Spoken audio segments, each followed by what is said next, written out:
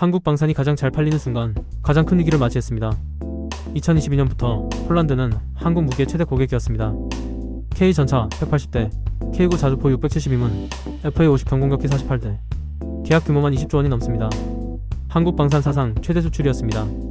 그런데 2026년 폴란드가 태도를 바꿨습니다. 이제 단순히 사지 않겠다. 함께 만들자. 이게 무슨 의미일까요? 폴란드는 여전히 한국 무기를 원합니다. 하지만 조건이 생겼습니다. 기술 이전, 공동 생산, 유럽 공급망 편입 이 모든 걸 요구합니다. 한국 방산은 선택의 기로에 섰습니다. 기술을 나눠주면 미래 경쟁자를 키우는 겁니다. 거부하면 20조 원 시장을 잃습니다. 이건 단순한 협상이 아닙니다. K방산의 미래가 걸린 문제입니다. 지금부터 들려드릴 이야기는 왜 폴란드가 태도를 바꿨는지, 그리고 한국은 어떤 선택을 해야 하는지에 대한 이야기입니다. 2026년 2월 블룸버그 인터뷰. 폴란드 국유자산부 차관이 폭탄 발언을 했습니다.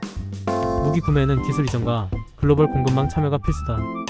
폴란드는 한국산 무기 핵심 고객입니다. K2 전차, K9 자주포, FA50 경공격기 2022년부터 지금까지 계약한 규모만 20조 원 이상. 하지만 이제 입장이 달라졌습니다. 차관은 말을 이었습니다. 단순 조립 라인은 거부한다. 기술 이전, 공동 생산, 유럽 공급망 편입을 요구한다. 이건 경고였습니다. 조건을 들어주지 않으면 계약 연장은 없다는 뜻이었습니다. 우리는 더 이상 무기 사는 고객이 아니다. 함께 만드는 파트너다. 그런데 왜 폴란드는 갑자기 태도를 바꾼 걸까요? 폴란드 이 같은 변화엔 세 가지 배경이 있습니다. 첫째, 과거 미국산 무기 구매 경험. 폴란드는 F-16 전투기를 미국에서 샀습니다. 하지만 일방적 구매였습니다. 기술 이전 제한, 생산 참여 불가. 돈만 내고 제품만 받았습니다. 폴란드는 이걸 순진한 고객이 됐다고 자성합니다. 둘째, 이후의 전략 변화. 유럽연합이 세이프 금융 프로그램을 도입했습니다. 역내 생산을 확대하고 유럽 내 방산 생태계를 강화하는 전략입니다.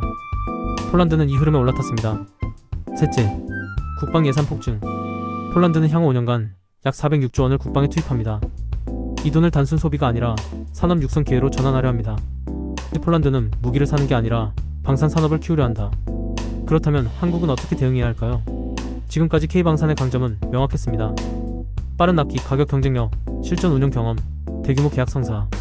폴란드도 이 점에 끌렸습니다. 하지만 이제 과제가 바뀌었습니다. 단순 완제품 수출은 통하지 않습니다. 폴란드가 원하는 건 기술 이전과 공동 생산 그리고 현지화 전략입니다. 그렇다면 앞으로 필요한 전략은 폴란드 내합작 생산 체계 구축, 부품 공급망 유럽 편입, 공동 R&D, 장기 파트너십 모델 전환. 관건은 이것입니다. K방산이 판매자로 남을 것인가, 아니면 산업 동맹 파트너로 진화할 것인가. 폴란드의 선언은 단순한 협상 카드가 아닙니다. K방산 1차 도약에서 2차 도약으로 넘어가는 분기점입니다. 기술 이전은 양날의 검입니다. 폴란드에 기술을 주면 폴란드는 자체 생산 능력을 갖춥니다.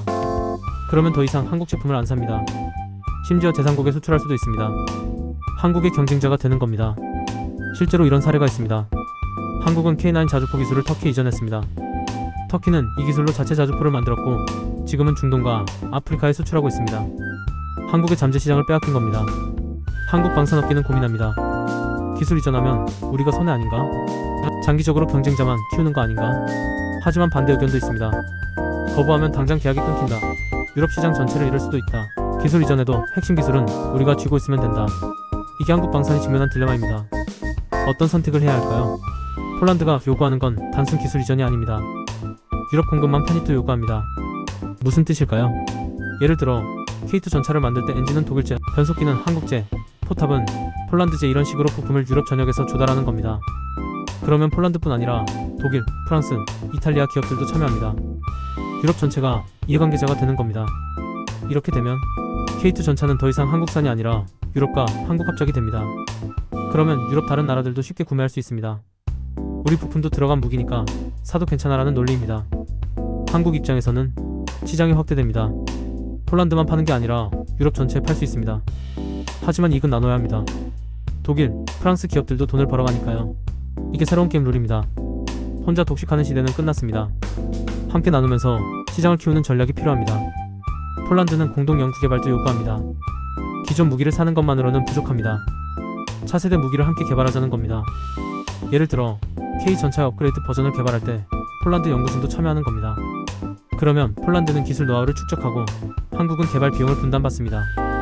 실제로 한국은 인도네시아와 KF-21 전투기를 공동 개발하고 있습니다.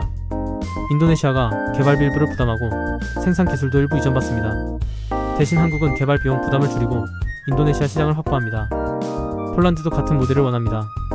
함께 개발하면 리스크는 나누고 시장은 확대됩니다. 한국 입장에서는 나쁘지 않은 제안입니다.